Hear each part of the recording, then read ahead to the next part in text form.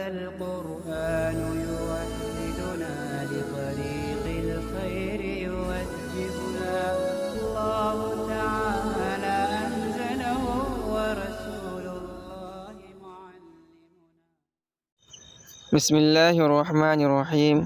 ثم لما كان مبنى الكلام على الاستدلال بوجود المحدثات على وجود الصانع وتوحيده وصفاته وأفعاله ثم منها إلى سائر السمعيات، ناسب تصدير الكلام بالتنبيه على وجود ما يشاهد من الأعيان والأعراض وتحقق العلم بها ليتوصل بذلك إلى معرفة ما هو الأهم. فقال: قال أهل الحق وهو الحكم المطابق للواقع، يطلق على الأقوال والعقائد والأديان والمذاهب باعتبار اشتمالها على ذلك، ويقابله الباطل. وأما الصدق فقد شاع استعماله في الأقوال خاصة ويقابله الكذب، وقد يفرق بينهما بأن المطابقة تعتبر في الحق من جانب الواقع وفي الصدق من جانب الحكم، فمعنى صدق الحكم مطابقته للواقع ومعنى حقیته مطابقت الواقع ایاہ۔ یہاں سے باقاعدہ طور پر جو متنی کتاب ہے العقائد النصفیہ اس کا آغاز ہو رہا ہے، اور اس کی تشریح یعنی شرح صاحب کتاب علامہ سعد الدین تفتازانی رحمۃ اللہ علیہ کر رہے ہیں۔ تو سب سے پہلے یہاں انہوں نے دفع دخل مقدر کیا ہے، یعنی سوال مقدر کا جواب دیا ہے اصلی کتاب کے شروع ہونے سے پہلے، اور وہ دفع دخل مقدر یا سوال مقدر کا جواب یہ ہے، سوال کو سمجھنے سے پہلے آپ اس رسالے کو یعنی العقائد النصفیہ کی عبارت کو پڑھ لیجیے۔ تو یہ قال اہل الحق، یہ العقائد النصفیہ کی کتاب عبارت ہے۔ قال اہل الحق، اہل حق کا کہنا ہے حقائق الاشیاء ثابتۃ، چیزوں کی حقیقتیں ثابت ہیں۔ اہل حق سے مراد اہل سنت والجماعت ہے، اس لیے کہ یہ لوگ اللہ رب العزت کے لیے حق تعالیٰ کے لیے صفات کو ثابت مانتے ہیں، اسی لیے انہیں اہل حق بھی کہا جاتا ہے۔ تو اہل حق کا یہ کہنا ہے کہ اشیاء کی حقیقتیں ثابت ہیں۔ یہ ہے العقائد النصفیہ کا متن۔ اب اس پر سوال یہ ہوگا کہ دیکھیے، موضوع، ہر فن کا جو موضوع ہوتا ہے، فن کے اندر اسی موضوع سے بحث کیا جاتا ہے۔ مثال کے طور پر علم نحو ہے، تو علم نحو کا جو بحث کا محور ہوتا ہے وہ کلمہ اور کلام ہوتا ہے۔ کہیں بھی آپ اٹھا کر دیکھ لیں گے تو وہ کلمہ اور کلام سے متعلق بحثیں ہی ہوں گی۔ علم طب کا موضوع ہے انسان، جس میں انسان ہے، ڈاکٹر ہے، وہ اس کا جو بحث کا محور ہوتا ہے، اس کی جو تحقیق کا میدان ہوتا ہے، وہ انسانی جسم ہوتا ہے، اسی سے وہ بحث کرتا ہے۔ اسی طرح یہ بات معلوم ہو چکی ہے کہ علم کلام کا موضوع ذات باری اور صفات باری تعالیٰ ہے۔ تو چاہیے تھا کہ اس کتاب کے اندر یعنی اس رسالے کے اندر العقائد النصفیہ کے اندر ذات باری تعالیٰ اور صفات باری تعالیٰ سے بحث کی جاتی۔ کتاب کا آغاز ذات باری تعالیٰ اور صفات باری تعالیٰ سے متعلق شروع کیا جاتا، کتاب کا آغاز اسی سے شروع کیا جاتا، مگر انہوں نے کتاب کا آغاز اس سے کیا ہے کہ اشیاء کی حقیقت ثابت ہے۔ تو یہ تو انحراف موضوع ہے۔ تو اس دفع یعنی اس دخل کو، اس اعتراض کو صاحب کتاب نے کتاب کی شروع یعنی اپنے شرح کے شروع ہونے سے پہلے ہی کر دیا ہے، اور جو جواب دیا ہے تو اس کا خلاصہ یہ ہے۔ پہلے ہم اس کا ترجمہ پڑھ لیتے ہیں اور پھر اس کے بعد اس کا خلاصہ بیان کریں گے۔ تو کہتے ہیں ثم لما كان مبنى علم الكلام على الاستدلال بوجود المحدثات على وجود الصانعين، پھر جب کہ علم کلام کا مدار على الاستدلال بوجود المحدثات، محدثات یہ محدث کی جمع ہے، محدث وہ شے جو وجود کے اندر آئے، جو پیدا ہو، آدم سے وجود کے اندر، اسے محدث کہا جاتا ہے۔ اور اس کا آسان ترجمہ اگر ہم کریں تو مخلوقات سے کر سکتے ہیں۔ ثم لما كان مبنى علم الكلام على الاستدلال بوجود المحدثات على وجود الصانع، پھر جب کہ علم کلام کا مدار استدلال کرنے پر ہے بوجود المحدثات، محدثات یعنی مخلوقات کے وجود سے، علی وجود الصانع، صانع کے وجود پر، و توحیدہ اور اس کی یعنی صانع کی وحدانیت پر، و صفاتہ اور صانع کے صفات پر، و افعالہ اور صانع کے افعال پر، ثم الانتقال منها الى سائر السمعیات، پھر ان چیزوں سے منتقل ہونے پر تمام نقلی مباحث کے جانب، ناسب تصدیر الکتاب التنبیہ علی وجود ما یشاہد، تو مناسب ہوا کتاب کا آغاز کرنا تنبیہ کرنے کے ذریعے ان چیزوں پر جس کا مشاہدہ کیا جاتا ہے۔ ما یشاہد کا بیان آگے من بیان ما کا جو بیان من الاعراض والعیان ہے، من الاعیان والاعراض یعنی اعیان اور اعراض کے وجود پر، وتحقق العلم بها اور ان کے علم کے متحقق ہونے پر، لیتوصل بذلك الى معرفة ما هو المقصود الاہم، تاکہ اس کو ذریعہ بنایا جائے اس چیز کی معرفت کا جو اہم اور مقصود ہو۔ فقال، لہذا صاحب کتاب نے اپنی کتاب یعنی ماتن نے اپنی کتاب کا آغاز کیا قال اہل الحق سے۔ تو یہ صاحب کتاب یعنی علامہ سعد بن تازانی رحمۃ اللہ علیہ نے اس اعتراض مقدر کا، دخل مقدر کا جواب دیا ہے، اور جواب کا حاصل یہ ہے کہ دیکھیے بات تو آپ کی درست ہے کہ جس فن کا جو موضوع ہوتا ہے اس فن کے اندر اسی موضوع سے بحث کیا جاتا ہے، مگر یہاں صاحب کتاب نے جو اشیاء کی بحث چھیڑی ہے اس کی ایک معقول وجہ ہے، اور اس وجہ یہ ہے کہ علم کلام کے اندر چونکہ محدثات یعنی مخلوقات کے وجود سے استدلال کیا جاتا ہے صانع کے وجود پر، تو دیکھیے سب سے پہلے تو جب کوئی چیز وجود کے اندر آئے گی اس کو دیکھ کر، اس کو مشاہدہ کر کے ہم تو یہ کہیں گے کہ جو ہے کیا کہتے ہیں اس کا کوئی بنانے والا ہے۔ اسی لیے اللہ نے قرآن کریم کے اندر جو دعوت دی ہے کہ ان فی خلق السماوات والارض واختلاف اللیل والنہار لآیات لأولی الالباب، کہ دن کے اندر، رات میں، آسمان میں، زمین میں، اس میں نشانیاں ہیں عقل مندوں کے لیے۔ مطلب ہے کہ یہ جو اللہ تعالیٰ کی مصنوعات ہے، یہ جو محدثات ہے، اس کے اندر غور کر کے ہم اس کے صانع کو پہچانیں، اس کے بنانے والے کو پہچانیں کہ ان مصنوعات کا، ان محدثات کا، ان مخلوقات کے بنانے والا کوئی ہے۔ تو علم کلام کے اندر چونکہ مخلوقات کے یعنی مصنوعات کے وجود سے استدلال کیا جاتا ہے صانع اور بنانے والے کے وجود پر، اور اس کی وحدانیت پر، اور بنانے والے کی صفات پر و افعال پر، پھر ان چاروں کے اس بات کی وجہ یعنی صانع کے وجود، صانع کی وحدانیت، صانع کے صفات اور صانع کے افعال کے اس بات کے بعد دیگر جو نقلی مباحث ہیں، مثال کے طور پر قبر کے اندر منکر نکیر سوال کریں گے، اور کیا کہتے ہیں یہ دنیا ایک دن فنا ہوگی اور اس کے بعد ایک آخرت کی زندگی شروع ہوگی، اس دن سوال و جواب ہوگا، یہ جو نقلی مباحث ہیں ان کو ذکر کیا جاتا ہے۔ اسی لیے صاحب کتاب یعنی ماتن نے مناسب سمجھا کہ اولاً اس بات پر تنبیہ کر دی جائے کہ مخلوقات موجود ہیں، ہم مخلوقات کا مشاہدہ کر کے دیکھ سکتے ہیں، خواہ وہ اعراض کے قبیل سے ہو، اعراض جیسے صفات ہیں جو اپنے قیام میں غیر کا محتاج ہوں ان کو اعراض کہا جاتا ہے۔ مثال کے طور پر انسان کے اندر صفات ہے، انسان کی ایک صفت یہ ہے کہ انسان حلیم ہے، انسان عالم ہے، تو یہ جو صفات ہے یہ اعراض ہے، اس لیے کہ یہ بذات خود موجود نہیں ہوتی بلکہ اپنے قیام میں ایک جسم کا محتاج ہوتی ہے، یہ عیان کے قبیل سے ہو، عیان جو اپنے قائم بذات ہوں۔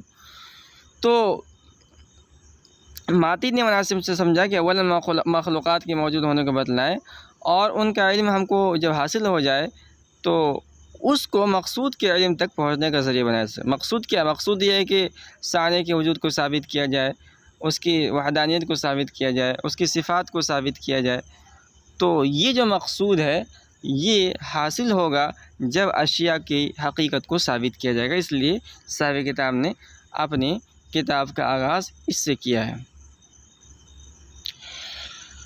اب اس کے بعد جو اصل کی کتاب ہے وہ شروع ہو رہی ہے، متن قال اہل الحق، یہ متن کی عبارت ہے۔ اہل حق کا کہنا ہے، ہم بتا چکے ہیں کہ اہل حق سے مراد اہل سنت والجماعت ہیں۔ اور قال جو ہے یہ یعنی قول ہے، قال اہل حق، یہ پورا جملہ قول بن جائے گا۔ جو مقولہ ہے اس کا وہ الحکم المطابق للواقع، آگے مقولہ ہے۔ تو یہ قال اہل حق جو متن ہے اس کی شرح علامہ صاحب تبتازہ نیچے کر رہے ہیں، وہ الحکم المطابق للواقع سے کہہ رہے ہیں۔ اب اس کے اندر سب سے پہلے تو لفظ حق آیا ہے، اس کی تشریح کر رہے ہیں، تو ہم تشریح جو ہے آگے کریں گے آپ کے سامنے، پہلے ہم اس کا ترجمہ کر لیتے ہیں۔ تو کہتے ہیں قال اہل الحق، اہل حق کا کہنا ہے، اہل حق نے فرمایا۔ اس کا آسان ترجمہ اگر کرنا چاہے تو کہہ سکتے ہیں اہل سنت والجماعت کا کہنا ہے۔ یہ متن کی بات مکمل ہوگی۔ اب آگے اس کی شرح ہو رہی، اس میں لفظ جو حق آیا ہے حق کی تشریح کر رہے ہیں، کہہ رہے ہیں وَهُوَ الْحُكْمُ الْمُطَابِقُ لِلْوَاقِعِ، حق وہ حکم ہے جو واقع کے مطابق ہو۔ يُطْلَقُ عَلَى الْأَقْوَالِ وَالْعَقَائِدِ وَالْأَدْيَانِ وَالْمَذَاهِبِ، اور اس کا اطلاق اقوال پر بھی ہوتا ہے، عقائد پر بھی ہوتا ہے، ادیان پر بھی ہوتا ہے اور مذاہب پر بھی ہوتا ہے، مگر اس پر ان چیزوں پر اس کا اطلاق جو ہوتا ہے وہ حقیقتاً نہیں ہوتا ہے، مجازاً ہوتا ہے۔ اور حقیقت اور مجاز کے درمیان چونکہ ایک علاقہ ہوتا ہے، تو لفظ حق بول کر اگر ہم قول مراد لیتے ہیں، عقائد مراد لیتے ہیں، تو اس میں کوئی علاقہ ہونا چاہیے، اور علاقہ جا کے بیان کر رہے ہیں کہ وہ شمول کا علاقہ ہے۔ باعتبار اشتمالیہ علی ذالک، یہ جو چاروں ہیں ان چاروں پر جو ہے یہ مشتمل ہوتا ہے۔ وَيُقَابِلُهُ الْبَاطِلُ، اور اس حق کا جو ہے مقابل ہے وہ باطل ہے۔ یہاں بات پوری ہو گئی۔ اب اس کو ہم سمجھتے ہیں۔ دیکھیے یہ جو حق ہے، لفظ حق یہ عربی زبان کا لفظ ہے، اور اس کی شرح جو ہے شارح نے کی ہے کہ وہ الحکم المطابق للواقع، کہ حق ایک حکم کا نام ہے، اور ایسے حکم کا نام ہے جو واقع کے موافق ہو، واقع کے مطابق ہو، خواہ وہ ایجاباً ہو یا سلباً ہو۔ مثال کے طور پر ہم نے کہا زید قائم، زید کھڑا ہے، تو یہ ایک نسبت، اس کے اندر ایک حکم پایا جا رہا ہے۔ ہم نے زید کی طرف قیام کی نسبت کی تو اسے کہا جائے گا حق، اور اسی طرح خواہ وہ سلباً ہو، جیسے ہم نے کہا زید لیس بقائم، تو اس کے اندر ایک ترجمہ ہے کہ زید کھڑا نہیں ہے، تو اس کے اندر جو ہے یہ ایک سلبی حکم پایا جا رہا ہے، نسبت پائی جا رہی ہے، تو اس کو بھی حق کہا جائے گا۔ اب یہاں یہ سمجھیے کہ انہوں نے کہا کہ جو ہے اس کا مقابل باطل ہوتا ہے۔ اس کو اگر ہم حقیقی مثال سمجھنا چاہیں تو دیکھیے یہ کہہ سکتے ہیں ہم کہ مثال کے طور ہم نے اللہ تعالیٰ کی وحدانیت کا حکم لگایا، ہم نے کہا کہ اللہ احد، اللہ احد، اللہ ایک ہے، اکیلا ہے۔ اب یہاں دیکھیے ہم نے اللہ کی طرف وحدانیت کی نسبت کی، اللہ کی طرف ایک ہونے کی نسبت کی ہے، اور یہ ایک حکم ہے جو واقعی کے مطابق ہے، واقعتاً اللہ ایک ہے، تو اسے جو ہے اس کے اصطلاح میں حق کہا جائے گا۔ اسی کے برخلاف حق کیوں کہا جائے گا؟ اس لیے کہ ایک ایسا حکم ہے اللہ کی وحدانیت جو واقعی کے موافق ہے، واقعتاً اللہ تعالیٰ اکیلا ہی ہے، منفرد ہے، تنہا ہے۔ اب اس کا جو مقابل باطل ہے اس کی مثال کیا بنے گی؟ اس کی مثال بنے گی، ہم نے کہا کہ جیسے کہتے ہیں نا عیسائی لوگ کہتے ہیں، عیسائیوں کا کہنا یہ ہے کہ ان اللہ ثالث ثلاثہ، کہ اللہ خدا کی تعداد 3 ہے، 3 میں سے ایک خدا ہے۔ تو ہم نے اللہ کی طرف اگر تثلیث کی نسبت کی اور کہا کہ اللہ 3 ہے، تو اس میں بھی ایک حکم پایا گیا، مگر وہ واقعی کے موافق نہیں ہے، اسی لیے اس کو اس کی اصطلاح میں باطل کہا جائے گا۔ یہ بات یہاں پوری ہو گئی۔ اب آگے انہوں نے کہا کہ دیکھیے جو ہم نے حق کی تشریح کی ہے کہ وہ الحکم المطابق للواقع، یہ اس کے حقیقی معنی ہیں۔ آپ نے پڑھا ہوگا اصول شاشی کے اندر کہ بہت سارے الفاظ ایسے ہیں کہ اس کے حقیقی معنی کچھ اور ہوتے ہیں اور مجازی معنی بھی ہوتے ہیں، تو جب اس کو بولا جائے گا تو حقیقی معنی مراد ہوں گے، اور اگر مجازی معنی مراد لینے ہیں تو حقیقت اور مجاز کے درمیان بہت سارے علاقے ہیں جو اصول شاشی کے اندر بیان کیے گئے ہیں، ان علاقوں میں سے کوئی علاقہ کا ہونا ضروری ہے۔ تو صاحب نے کتاب نے یہ کہا کہ دیکھیے حق کا اطلاق تو اصلاً معنی حقیقی اس کا وہ الحکم المطابق للواقع ہے، مگر اس کے مجازی معنی بھی ہوتے ہیں، اور اس کے مجازی ایک معنی ہے عقائد کے ہیں، دوسرے ادیان کے ہیں، تیسرے ہیں مذاہب کے ہیں، یہ 3 معنی ہو گئے۔ چنانچہ کہا جاتا ہے، یعنی حقیقی معنی ایک ہو گیا اور باقی 3 مجازی معنی ہیں، ٹھیک ہے۔ چنانچہ کہا جاتا ہے قول حق، یہ تو حقیقی معنی ہو گئے۔ اسی طرح کہا جاتا ہے عقیدۃ حقۃ، اسی طرح کہا جاتا ہے دین حق، اسی طرح کہا جاتا ہے مذہب حق۔ تو اس کا یعنی حق کا اطلاق عقیدہ پر بھی ہوتا ہے، اور دین پر بھی ہوتا ہے، اور مذہب پر بھی ہوتا ہے، مگر ان تینوں پر اس کا اطلاق جو ہوتا ہے مجازاً ہوتا ہے۔ کیوں؟ کون سا علاقہ پایا جا رہا ہے؟ وہ ہے اشتمال کا علاقہ۔ کیا مطلب یہ ہے کہ عقیدہ یا دین یا مذہب، ان میں سے ہر ایک حق کے معنی جو الحکم المطابق للواقع ہے اس کو شامل ہے، اسی لیے اس کا اطلاق ان تینوں معنی پر بھی ہوتا ہے۔ یہاں یہ بات پوری ہو گئی۔ اب آگے بیان کر رہے ہیں کہ دیکھیے، حق سے ملتا جلتا ایک اور لفظ ہے، اور وہ ہے صدق، اس کو آگے بیان کر رہے ہیں۔ وَأَمَّا الصِّدْقُ فَقَدْ شَاعَ فِي الْأَقْوَالِ خَاصَّةً وَيُقَابِلُهُ الْكِذْبُ، کہہ رہے ہیں اور رہا صدق تو اس کا استعمال شائع ہے اقوال کے اندر خاص طور پر، اور اس کا جو مقابل آتا ہے وہ کذب ہے۔ کہہ رہے کہ دیکھیے، حق سے ملتا جلتا ایک اور لفظ ہے صدق، جو تقریباً حق کے معنی، یعنی اس کی تعریف، صدق کی تعریف اور حق کی تعریف ایک ہی ہے۔ اور یہ یوں سمجھ میں آیا کہ صاحب کتاب نے دیکھیے حق کی تعریف کی یہاں پر، مگر انہوں نے صدق کی تعریف نہیں کی ہے۔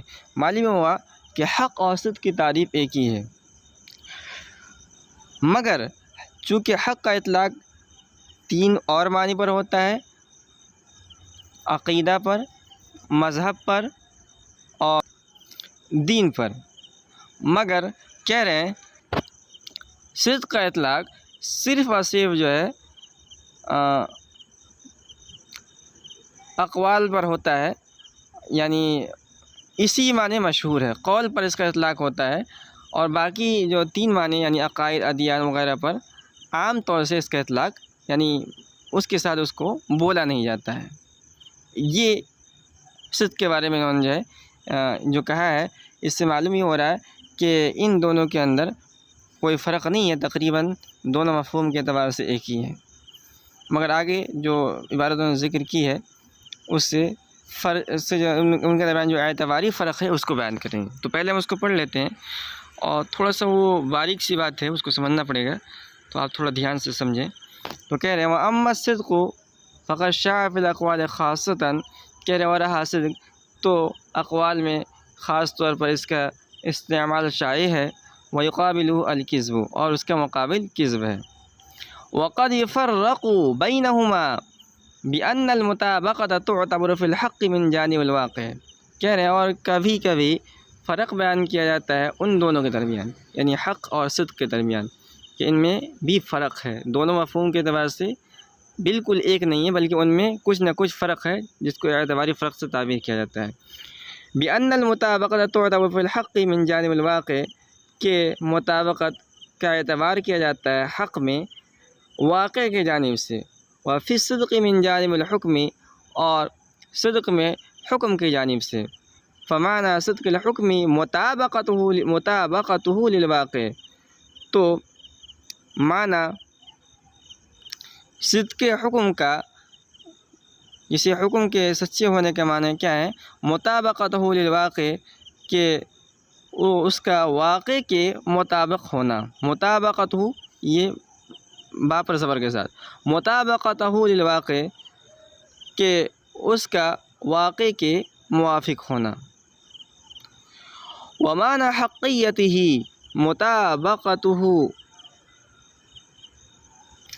مطابقت الواقعیہ، اور اس کے حق ہونے کا مطلب واقع کا اس کے موافق ہونا ہے۔